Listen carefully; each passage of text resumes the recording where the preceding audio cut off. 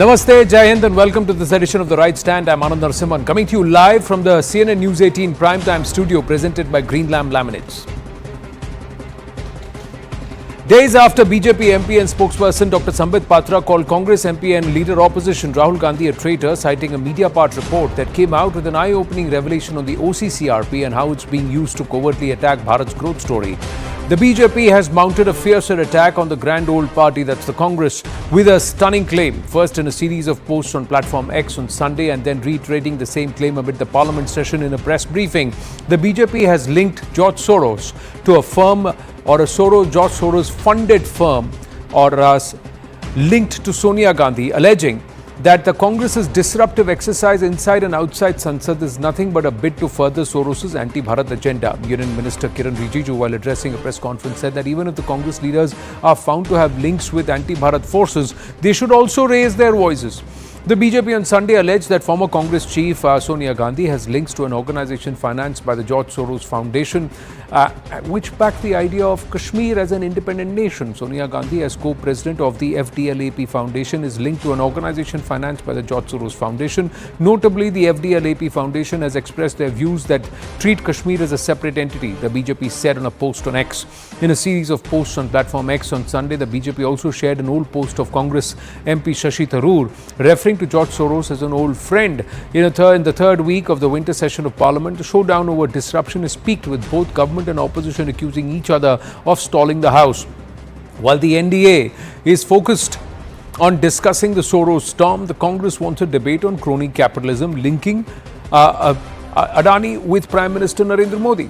Now, with Congress not denying the George Soros link, can the BJP's allegation of national security being put at stake and alliance of a party, a leading national party of our country, with those who have an anti-Bharat agenda, who want to stymie Bharat's growth story, can this be brushed aside? George Soros and many other elements who are working against India are to be countered unitedly by every citizen of India. That is my point. Whether it is Rahul Gandhi ji, Sonia Gandhi ji, or Shashi Tharoor ji, or anybody, I am not into any particular individual. Now the government is disturbing the parliament. Every day morning, parliamentary affairs minister issuing statement, provocative statement. Then also we are not going to disturb the house. खबरें आ रही हैं कि forum of democratic leaders in Asia Pacific, इसका संबंध जिस तरीके से George Soros के साथ सामने आता है, वह बहुत ही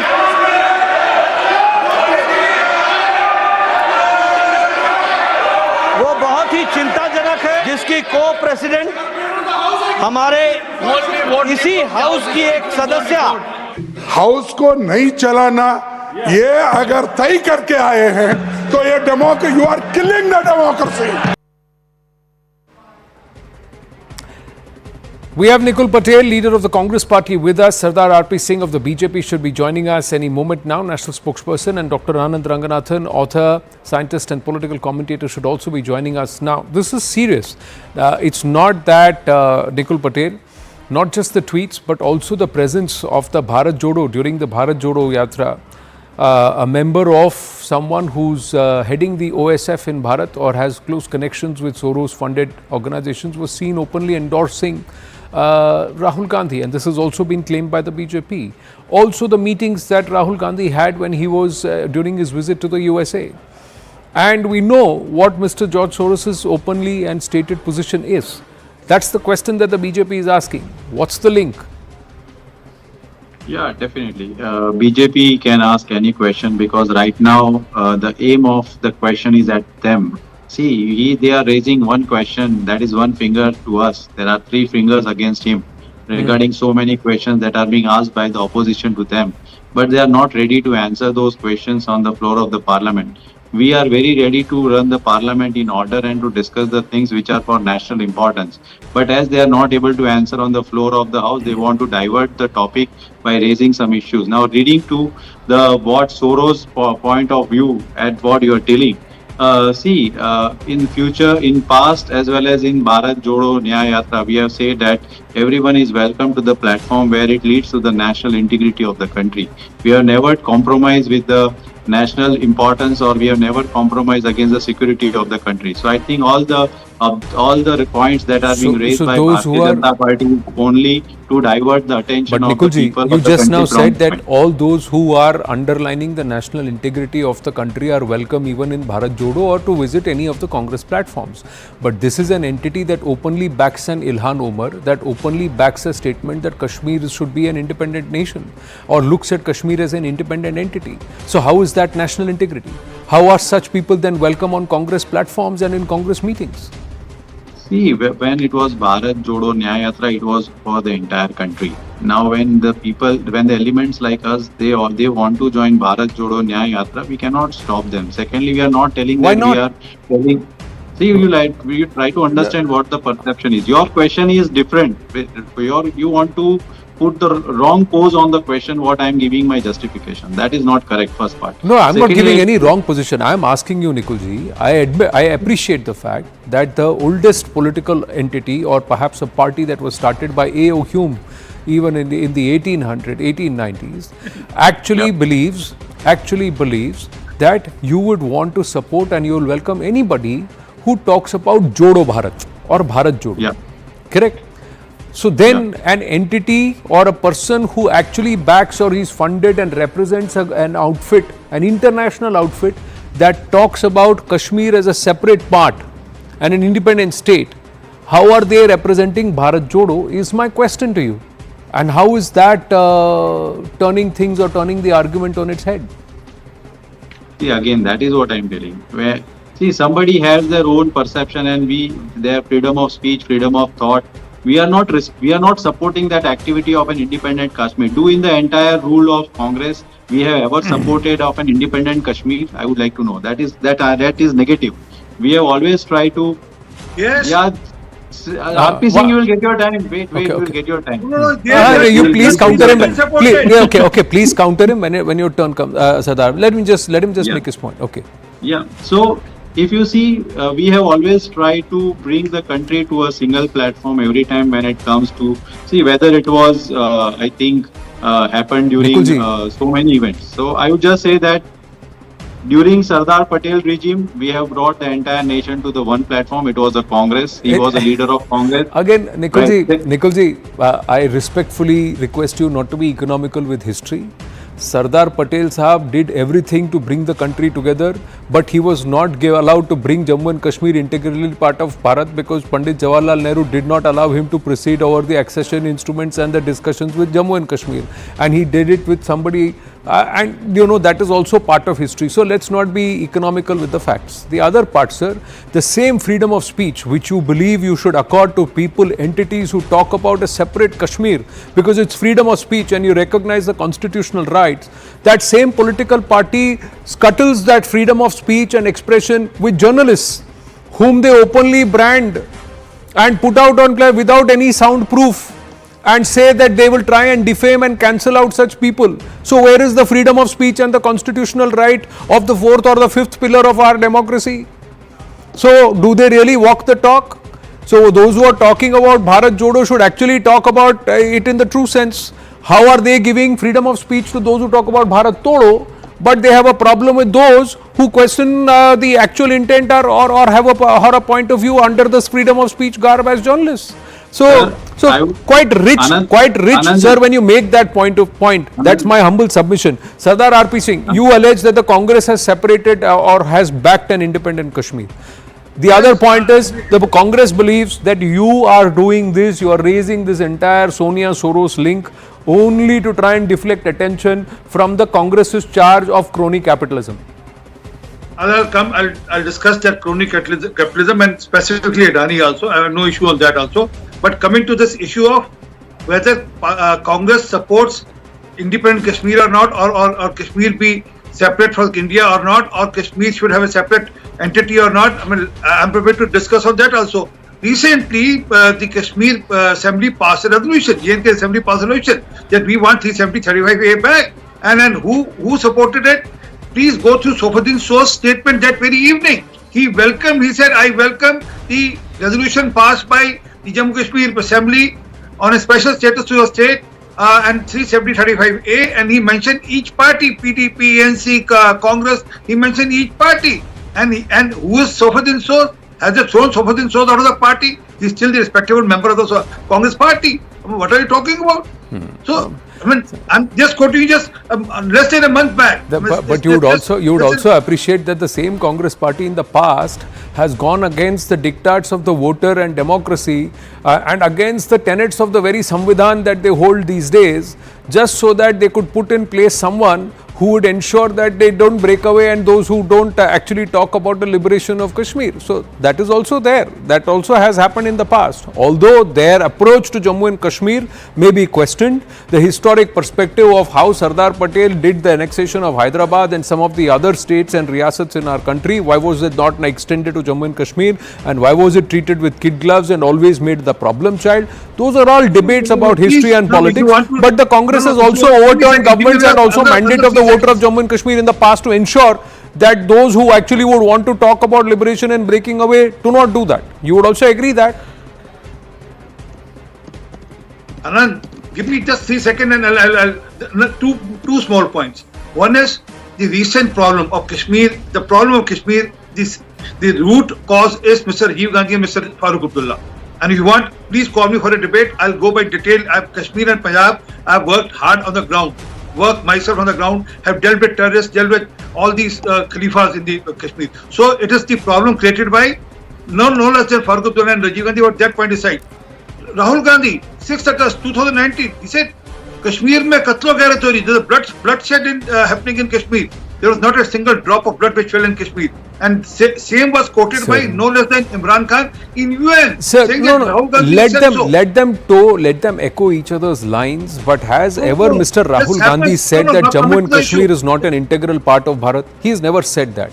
But can you question him based the pictures and the association of entities who believe that Kashmir should be an independent state? So there are two aspects. Dr. Ranganathan, where do you stay? Who's trying to deflect attention from Parliament and conducting business in Parliament? There are important bills and issues that need to be spoken about.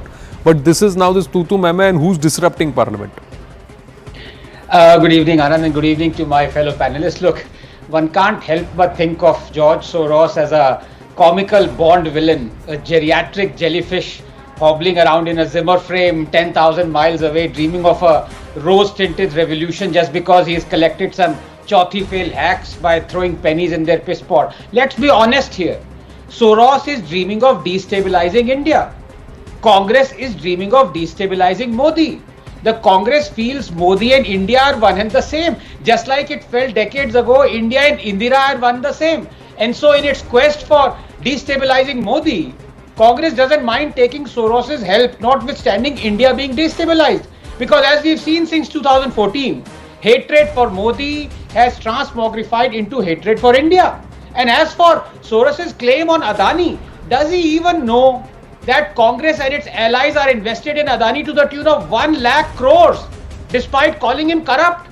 And as for Soros's claim that India is not really a democracy under Modi, let me inform this sun-dried turnip that the real test for democracy is the independence of two institutions, Supreme Court and the Election Commission. And under Modi, these two are not compromised, whatever their failings may be. Everything else in an Indian democracy is being stifled as much now as it has ever been, Anand, because sadly there is constitutional approval for it. Like, for example, on freedom of speech. And what democracy is Soros talking of when a professor is arrested for sharing a Mamata cartoon in Bengal and acquitted after 11 years, or when a communist government in Kerala books 120 people for social media posts criticizing Chief Minister Vijayan, or when there exists as many as 290 documented instances of brutal trampling of democracy under the Congress, 87 of those in the last 15 years, including 9,000 activists charged with sedition in a single day. Truth is, Soros' own foundation and its cohorts actively subverted democracy in India by supporting and fanning the illegal Shaheen Bagh and anti-farm bill blockade protests. Truth is, Modi has never unilaterally overturned a Supreme Court verdict like Rajiv, never abused Article 356 like Indira, never passed a press objectionable act like Nehru. And as for his claim that Modi is anti-Muslim, let me educate this rancid custard further. Minorities before 2014, 20,000 skill trained, 5% with government jobs, 3 crore scholarships, 70% girls school dropout rate. Minorities after 2014, 2 million skill trained, 10% with government jobs, 5 crore scholarships, free UPSC coaching, 30% girls school dropout rate. While our Muslim population is 14.2%, as many as 31.3% of homes under Awas Yojana, 33% of funds under Kisan Samman Nidhi, 36 beneficiary under Mudra Yojana have been Muslims. Housing, skilling, scholarships, government jobs, no other prime minister has comparatively done more for Muslim than Modi. Anand, you can give a million rebuttals to this illogical, selective propaganda and fake narrative driven NGOs and foreign media outlets and their handlers. It only encourages them. What they can't stand is the rebuttal Modi dishes out to them once every 5 years. Whose ek thappad ki goonj is what hurts them. Just 10 seconds. Modi is delivering growth. Soros is delivering anarchy. Modi is strengthening rural economy. Soros is strengthening mobocracy. Modi is building highways. Soros is building media houses. Modi is funding urban centers. Soros is funding urban naxals. Trust Indians. Ignore Soros. Nikul Patel?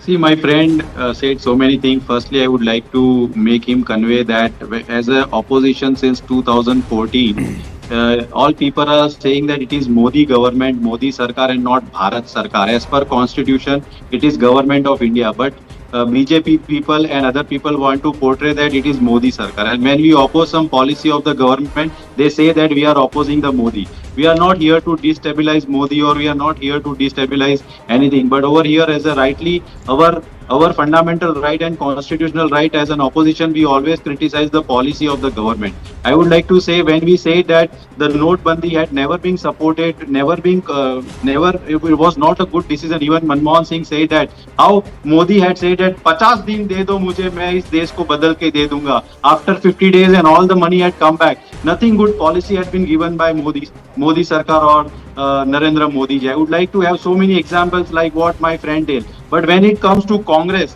we would like to convey that Congress had never played against the integrity of our country. Whenever it was a war with the Pakistan or whether it was war with the Bangladesh, and I can have number of examples like Mr. Ranganathan ji. So I would just like to convey to the people of the country through your platform that Congress as a party will always try to support the people of the country and taken a decision in the larger interest of the country. These are all false allegations and these are all just Modi favoring things that is being put onto the platform. I just say that don't try to criticize Congress just based on some allegations. We are here to support and we are always here to oppose the things which are fundamentally our right as per the leader of opposition as well as the opposition into the country against Bharatiya Janata Party. We are opposing Indian government, not Modi ji. Modi ji is only the Prime Minister, but you are telling it is Modi Sarkar. So if you want that, if you are feeling that we are opposing Modi, we are opposing Modi Sarkar, not Modi ji. Okay. Anand Ranganathan and then RP Singh ji. Thank you. Very nicely put, Nikul ji, and I respect you. You're a very erudite person. But can I please ask you one thing?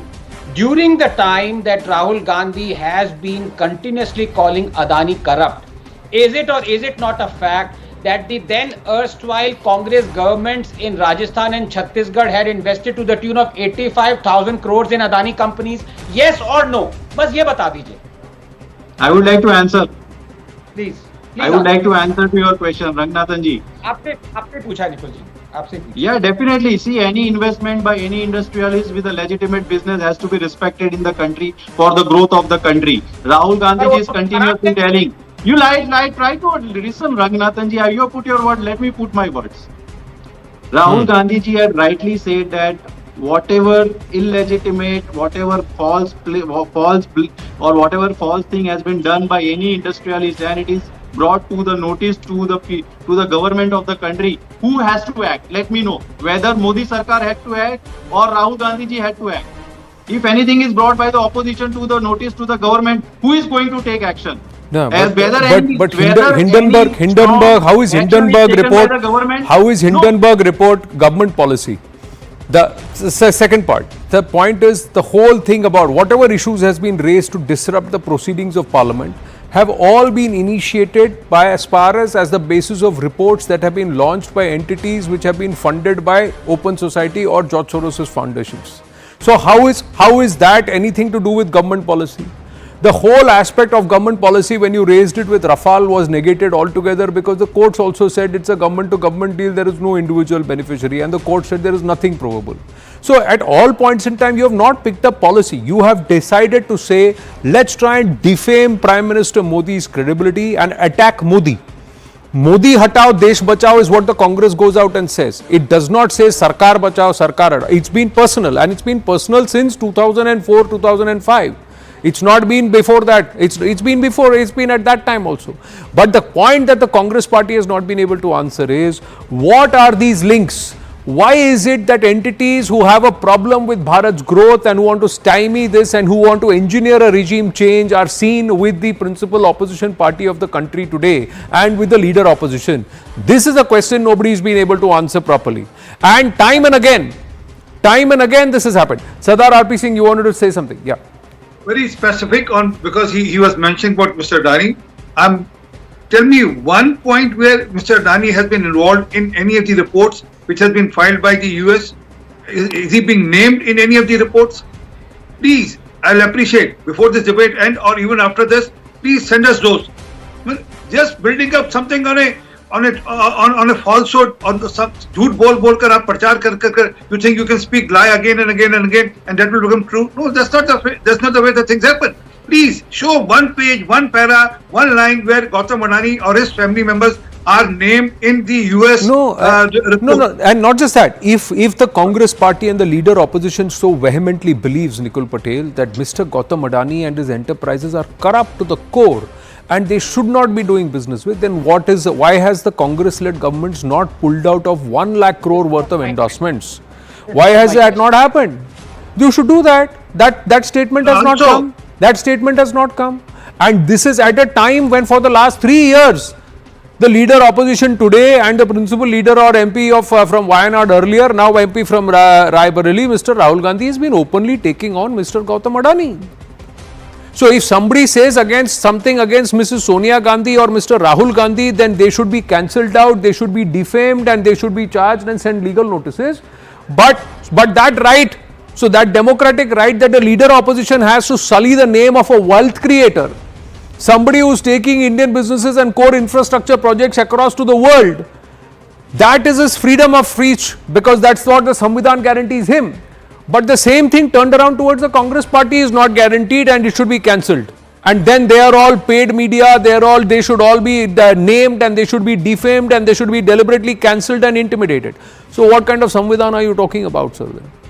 The other question is, sir, Mr. Gautam Adani is an Indian businessman. The association of an Indian leader with an Indian businessman is questionable.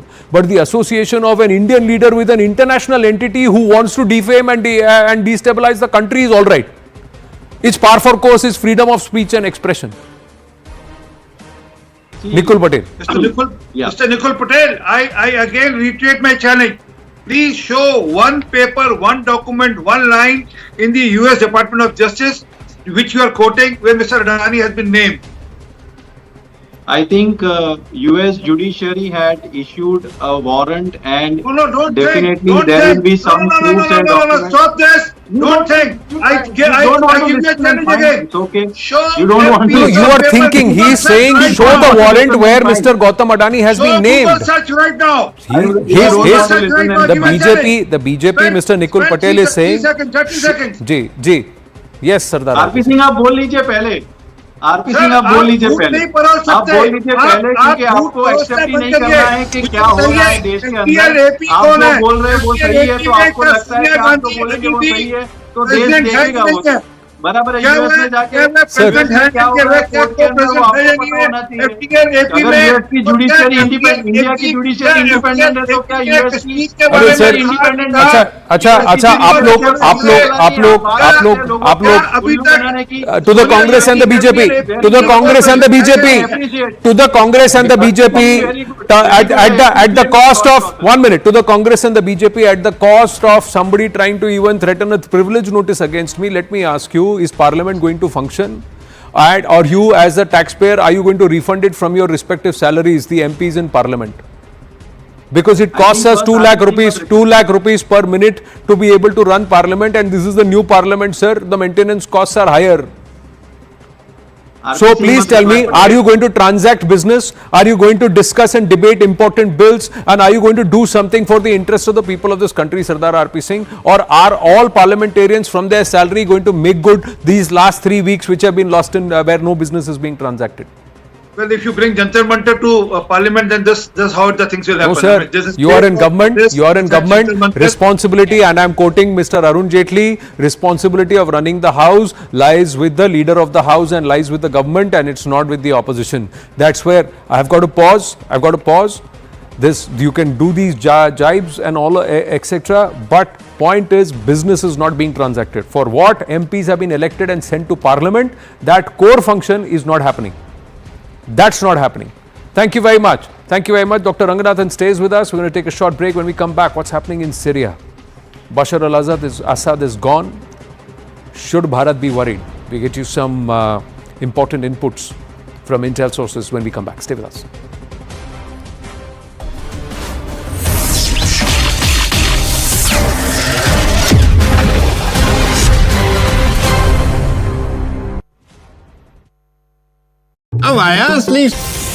Outgoing US President Joe Biden said that the sudden collapse of the Syrian government under Bashar al-Assad is a fundamental act of justice after decades of repression. Now, but it was also a moment of risk and uncertainty for the Middle East, is the statement that is coming in from Joe Biden. Let's listen into what exactly he had to say. 13 years of civil war in Syria, more than half a century of brutal authoritarian rule by Bashar al-Assad and his father before him. Rebel forces have forced Assad to resign his office and flee the country. We're not sure where he is, but there's word that he's in Moscow. At long last, the Assad regime has fallen. As we all turn to the question of what comes next, the United States will work with our partners and the stakeholders in Syria to help them seize an opportunity to manage the risks. These past few days have been historic. And it's in the days ahead that will determine the future of this country. And we intend to approach them with strength, wisdom, and resolve. So thank you very much. God bless America, and God protect our troops. Thank you. Akansha, we just heard the US President Joe Biden. Of course, he is outlining a multi-pronged approach when it comes to maintaining stability in Syria. But given the fact how the situation is right now, how much feasible is it to maintain stability and counter the ISIS that is there? Right. Sharon, he's saying that first they will be engaging with Syrian groups, and that I think is going to be a very crucial point to begin with. He's also talked about how they, including within the process that's led by the United Nations to establish the transition. And perhaps you can expect the United States strike that sort of rapport is now needed with the rebel forces to explain to them what is expected out of them and how they should be going about it. They will, U.S. also ensure that they will help ensure stability in Eastern Syria, protecting the person against any threats. As you've also highlighted, is the biggest concern that they should not be merging with ISIS, because the HTS, as far as this is concerned, the entire origin of HTS begins with the al-Qaeda. It was only an ideological difference when they sort of, when Al-Qaeda decided to break away from ISIS, so did HTS, and they say it's an ideological difference and that they are different from the ISIS. How different will be during their regime? How different will they be when they start ruling the people of Syria? It proves to be any different, especially when we how Taliban is operating. It made a lot of when goes to power again in Afghanistan. They said that we'll change our approach towards women, but have they really done that? So those are similar concerns which one has for HTS as well. So Joe Biden also talked about how they'll support neighbors that include Jordan, Lebanon, Iraq and Israel. Remember, Lebanon and Israel are already engaged in a fight that's going on. We've seen all of last week how various violations have been taking place. Of course, the Israeli Prime Minister Benjamin Netanyahu has welcomed the change, but how will this now shape up? Will Israel try and occupy this territory? That's also another question. And how vigilant can the United States be, considering Joe Biden, what he's saying is in the capacity of an outgoing president? The other big question is whether this stance will be endorsed by incoming President-elect Donald Trump, who said this is not our fight to fight. So we'll have to see even the United States and its stance, even though the larger West has welcomed NATO allies. Many are talking about how Turkey has played a very significant role in this entire fall of the Assad regime. We see now France has welcomed this entire change, as have other NATO allies even Canada, even the United Kingdom. So we have to see how this comes in the ahead.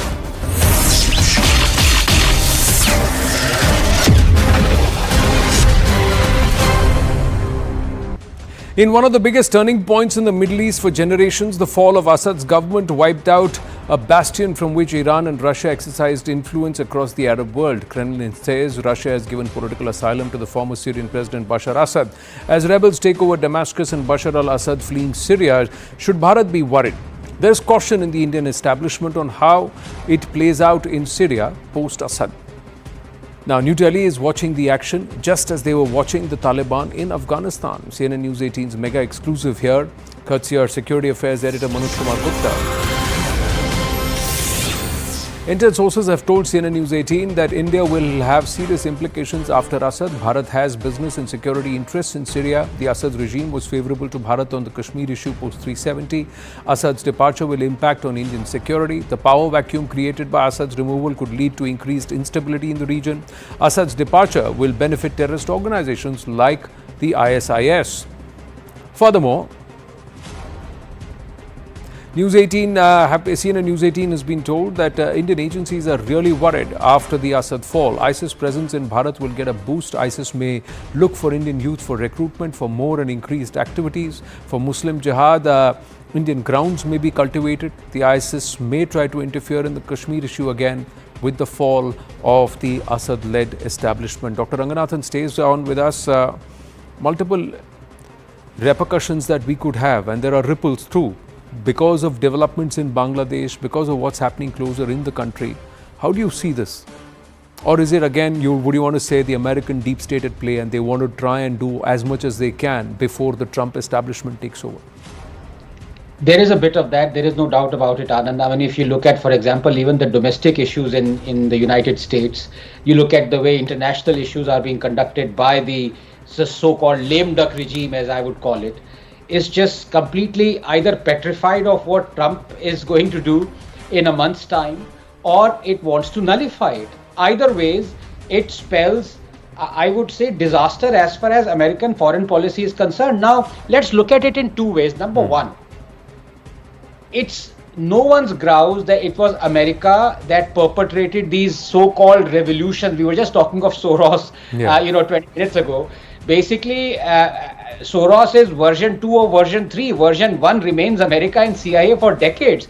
They were the ones, if you look at all the revolutions that happened in Middle East, in Egypt, they are the perpetrators of it. And the world has been paying a terrible price for the last 10 years. We all know about ISIS and, all those things perpetrated by the regimes that went completely one way and then dilly-dallied and went the other way. The question is, as you asked, does it affect India? And I'm afraid it does. Because unless Trump is going to be forced into another war that he said that I'm absolutely against, but if this is ISIS version 2 or version 3, and looks like it, I mean, this guy was a declared terrorist. The guy right now, Jobari, what's his name? Bashar al-Assad. That's right, yes. The guy who's in charge of this has been a declared terrorist. I mean, he's not going to be much different from ISIS. And all those people who are saying, look, Assad was bad, well, I mean, this guy seems to be 100 times worse than Assad as far as atrocities go. I mean, of course, it's very difficult to, judge one dictator and one autocrat compared to the other. But the fact is the region has been terribly destabilized. Something would have to be done. But I don't think India is going to play a part. India might suffer because this is once again, a huge fertile laboratory for Islamic terror and Islamic fundamentalism. We've seen when Afghanistan was that, it's turned into a laboratory like that. Pakistan has been, Bangladesh you just mentioned is. So there are a lot of laboratories that are going to affect India as far as genesis and seeding of terror is concerned. Will America go after him? I would say yes. Although, as I say, I'm a layman as far as foreign policy predictions are concerned. But Trump is going to be forced into a war he doesn't want, but he is going to conduct a war. Yeah, because he'll be forced into it, because that was the calling card for his election, that during the Trump era there were no wars. So he will end all wars, and so the current establishment on its way out wants to ensure that he will have to get into a war-like situation. Al-Jolani is the man you talked about, who's replaced Bashar al-Assad. You're saying one is worse than the other. We'll see how it all pans out, but Bharat needs to watch out very carefully. Dr. Ranganathan, thank you. Always a pleasure speaking with you. We're going to take a short break, but when we come back, ladies and gentlemen, she's ready, joining us from across the shores with the famous Manipur beads around her neck again. Najma Heptulla ji is live with us, back after a very, very short break.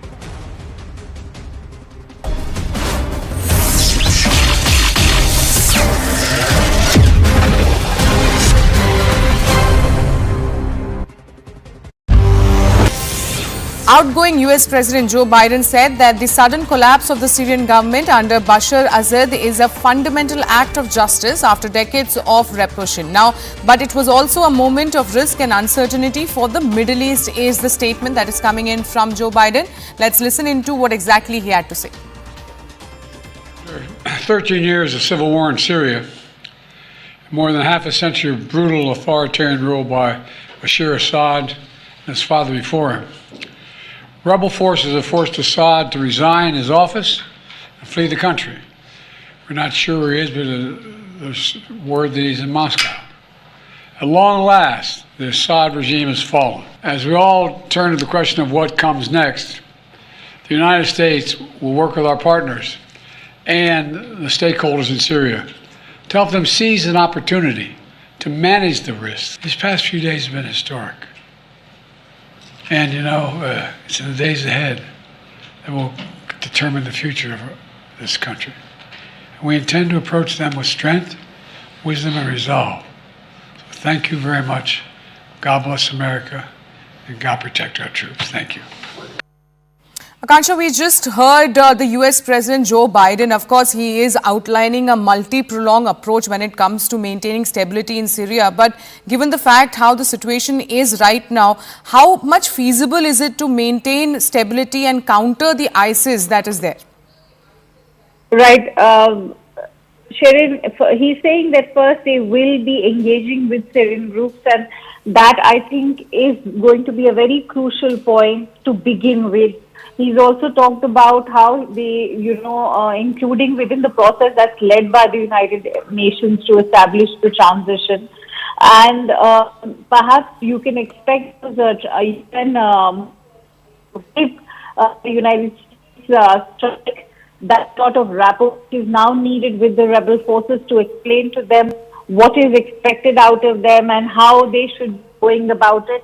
They will, U.S. also ensure that they will help ensure stability in Eastern Syria, protecting the person against any threats. As you've also highlighted, is the biggest concern that they should not be merging with ISIS, because the HTS, as far as this is concerned, the entire origin of HTS begins with the al-Qaeda. It was only an ideological difference when they sort of, when Al-Qaeda decided to break away from ISIS, so did HTS, and they say it's an ideological difference and that they are different from the ISIS. How different will be during their regime? How different will they be when they start ruling the people of Syria? It proves to be any different, especially when we how Taliban is operating. It made a lot of forces when close to power again in Afghanistan. They said that we'll change our approach towards women, but have they really done that? So those are similar concerns which one has for STS as well. So Joe Biden also talked about how they'll support their neighbors that include Jordan, Lebanon, Iraq and Israel. Remember, Lebanon and Israel are already engaged in a fight that's going on. We've seen all of last week how various violations have been taking place. Of course, Israeli Prime Minister Benjamin Netanyahu has welcomed the entire change. But how will this now shape up? Will Israel try and occupy this territory? That's also another question. And how vigilant can the United States be, considering Joe Biden, what he's saying is in the capacity of an outgoing president? The other big question is whether this stance will be endorsed by incoming President-elect Donald Trump, who said this is not our fight to fight. So we'll have to see even the United States and its stance, even though the larger West has welcomed NATO allies. Many are talking about how Turkey has played a very significant role in this entire fall of the Assad regime. We see now France has welcomed this entire change, as have other NATO allies like even Canada, even the United Kingdom. So we have to see how this comes in the ahead, Sherry. Akansha, I request you to please stay with us as we are getting one more breaking input as far as the situation in Syria is concerned.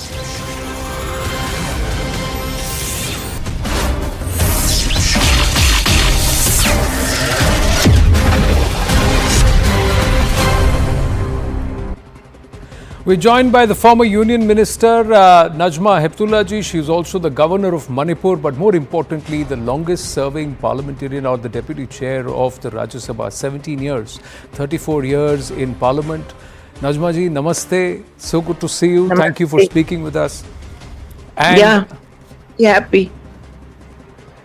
And congratulations on your book, In Pursuit of Democracy Beyond Party Lines. That's the book. And I see you're again on the cover, you're wearing the Manipur beads that you talk about. And you have donned some of those Manipur beads again. So let's start with Manipur. The latter part of your long, beautiful career as a politician, as a parliamentarian, it ended up with you being in Manipur. And you've written very extensively about it, how things were when you went there in 2018, how things evolved, changed, and to where they are now. So when you reflect on it, what are your thoughts? I'm sad that Manipur is being neglected. Now, there is no permanent governor, and the trouble between the different tribes have again started. And when I was there, with great difficulty and negotiation, I brought the peace among the people and made them to talk to each other. And it has started the tourism.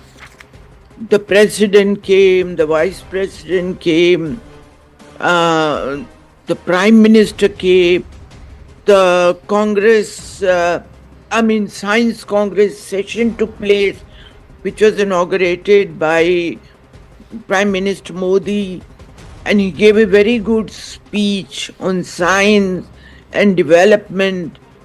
And 2,000 delegates came from all over India and some from abroad.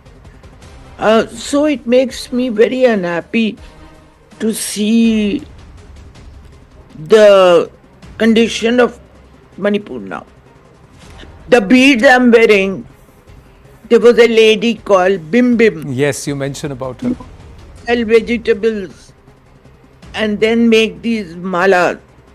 I made it popular and sent her to Delhi to sell it in the market.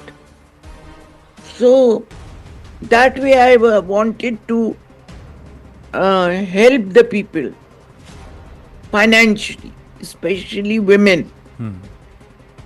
Though women in Manipur are very empowered. Yes. You talk about the instance where in that big market, the Ima market, they actually they made a fanek for you.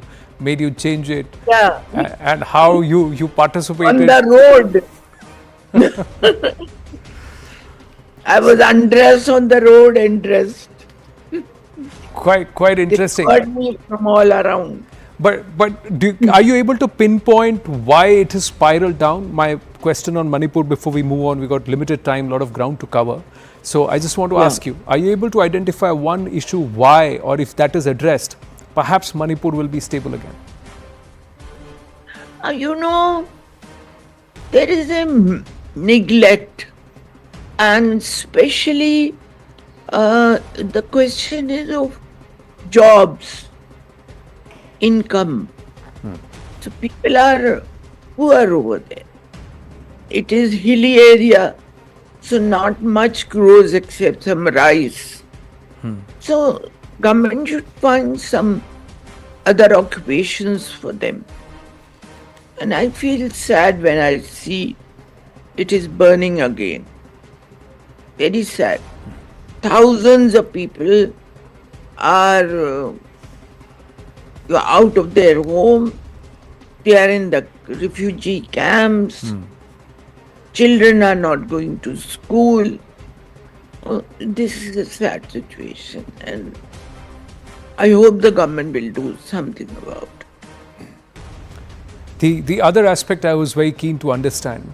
You say that your interactions with Narendra Bhai, as you call him, started back in 2001. I'm reading from page 122 during the Bhuj earthquake. That was your first interaction with him.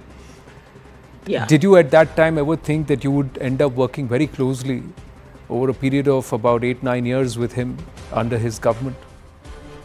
No, I never thought of it. But I had a very cordial relation with him.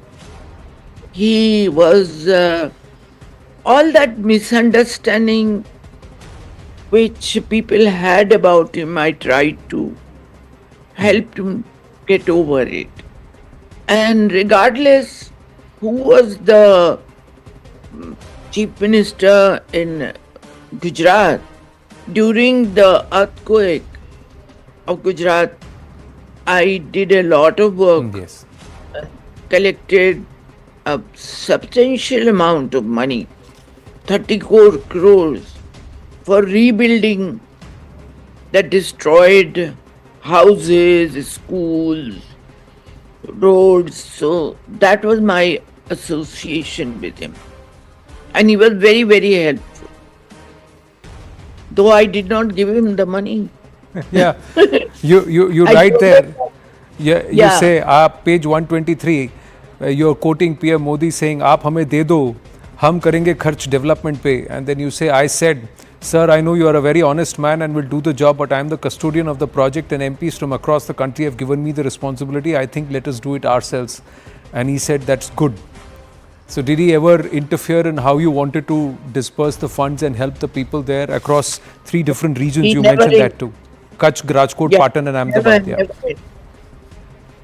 He is a very cooperative person. When he says "Sabka Saath, Sabka Vikas," he really means it. Sabka Saath and Sabka Vikas. That I found when I was a minister. He never interfered in the working of the minority ministry. He never interfered when I was the governor.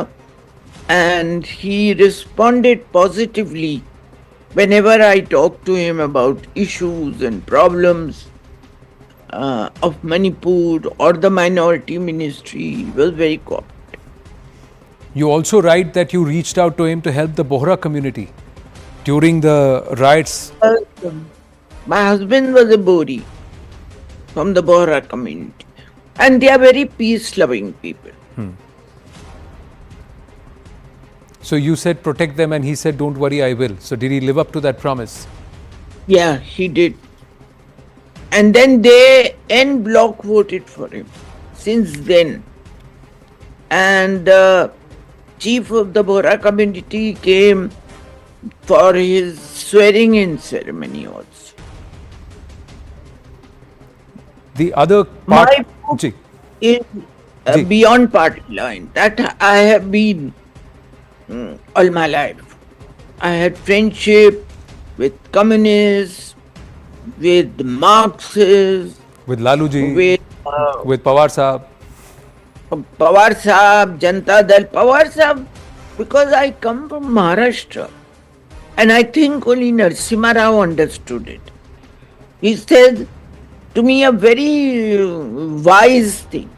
He says, you are a woman, that to a minority, you come from Maharashtra, Sharad is a leader over there, you cannot fight with him.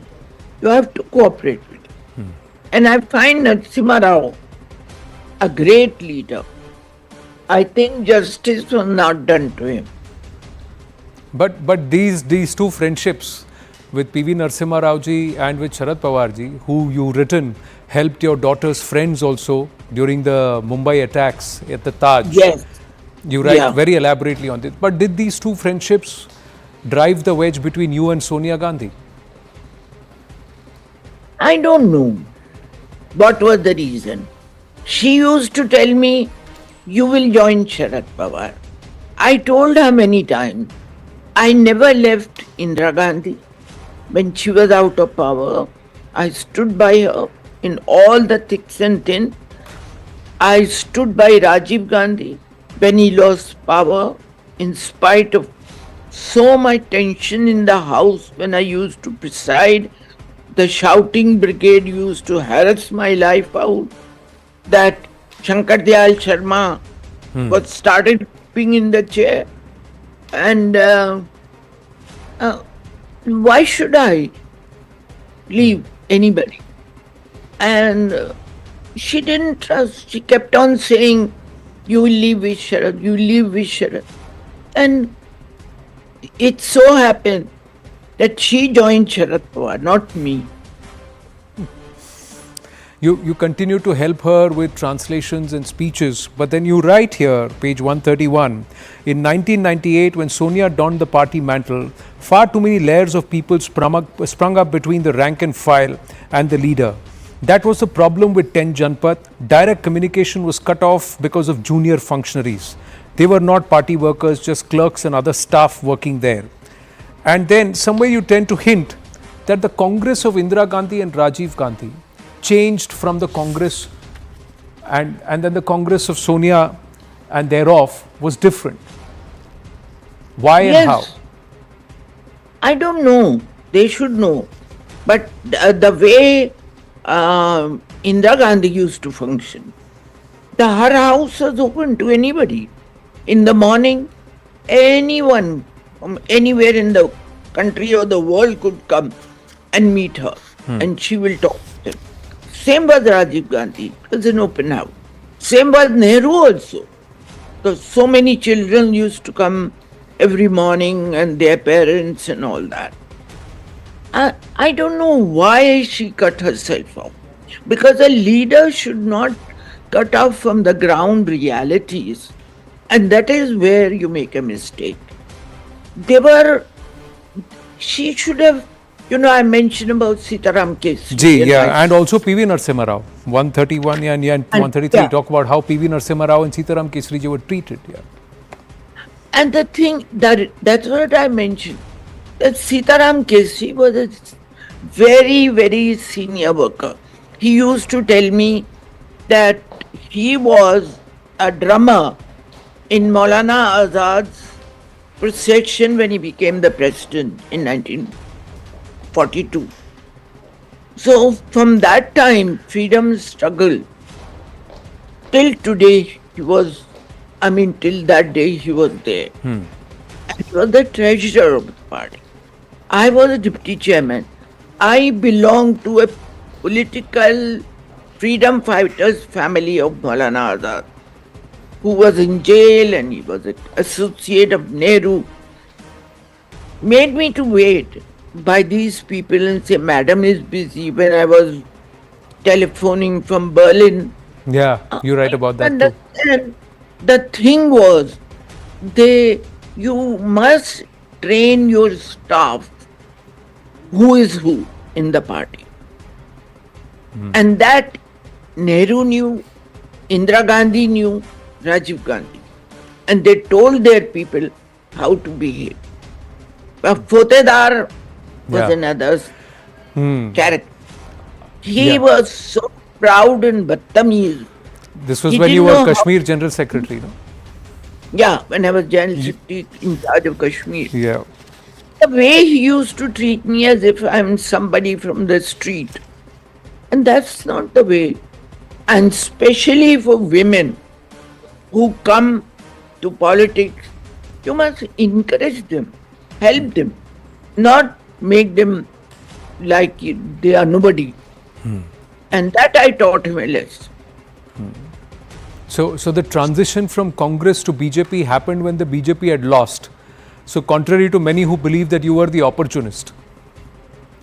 Nobody believes I'm an opportunist. Because for 10 years I sat in the opposition Yes. with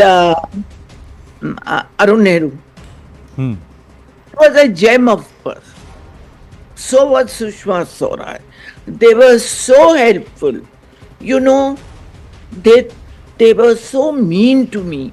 They threw me out of my house, which Rajiv Gandhi had allowed me to stay in when I was when he was not in power.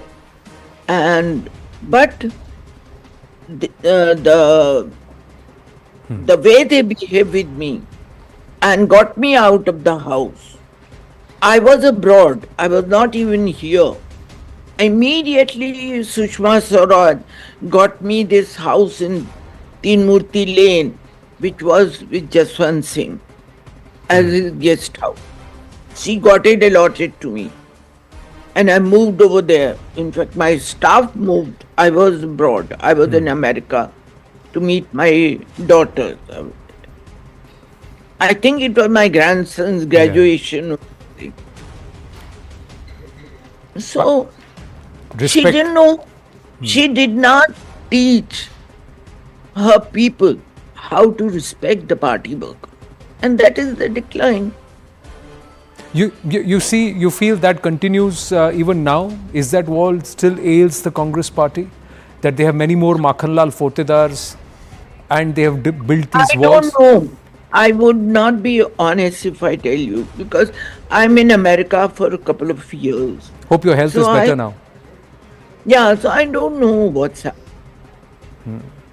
On internet, Right. Priyanka and Rahul moving around, meeting people. So maybe it will change. You And also I right. think Sir. always that Ji. a very good opposition is needed to keep the democracy in order. That is very essential for a healthy democracy to have a strong opposition.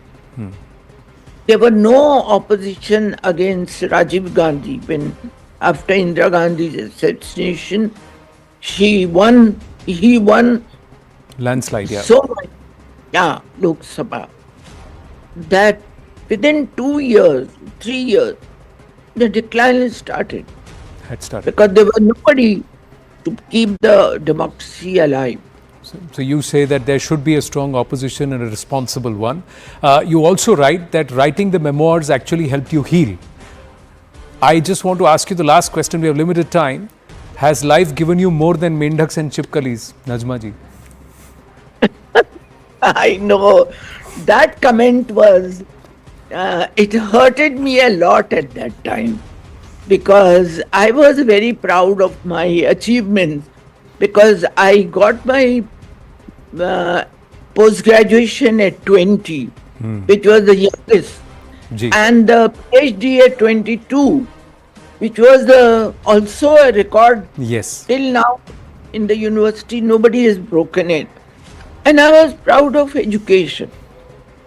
And there's somebody coming and making such a comment of my education was very hurting.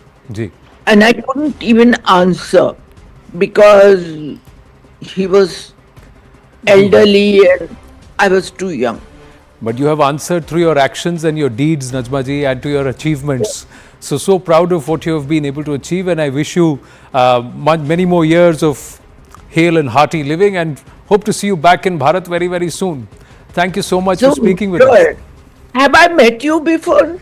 We have, very briefly, but I look forward to meeting you at length and talking a little more on your book very soon. Thank you. Sure. Anytime you can ring me and I'll talk about. Thank you so much. And many Thank more things I'll talk about, Ji. which I have not mentioned in the book. Sure, ma'am. I look forward to that. Thank you. I've run out of time. Untold stories. Yes, untold stories we want to listen to, and she's spoken very actively about the need for more women in active politics and their participation. Winding up this edition of The Right Stand on that note. Brass Tacks with Akanksha next. Green Lamb Laminates presents CNN News 18 Primetime Studio.